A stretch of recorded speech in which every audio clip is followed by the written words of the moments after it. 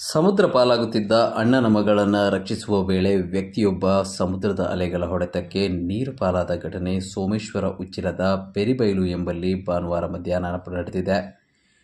ಮೃತರನ್ನ ಬೆಂಗಳೂರಿನ ಶಿವಾಜಿನಗರದ ಶಿವಾಜಿ ರೋಡ್ ನಿವಾಸಿ ಕೆಎಂ ಸಜ್ಜದ್ ಅಲಿ ಎಂದು ಗುರುತಿಸಲಾಗಿದೆ.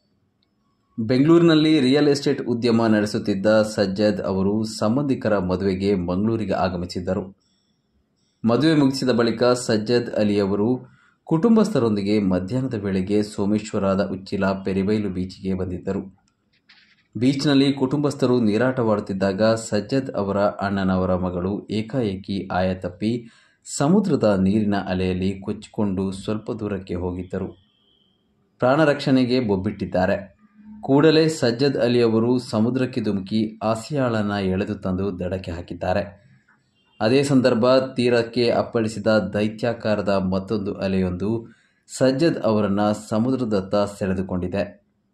ಗಂಭೀರ ಸ್ಥಿತಿಯಲ್ಲಿದ್ದ ಸಜ್ಜದ್ ಅವರನ್ನು ಕೂಡಲೇ ದೇರಳಕಟ್ಟೆ ಆಸ್ಪತ್ರೆಗೆ ರವಾನಿಸಲಾಯಿತಾದರೂ ಅಷ್ಟರಲ್ಲಿ ಅವರು ಸಾವನ್ನಪ್ಪಿದ್ದಾರೆ.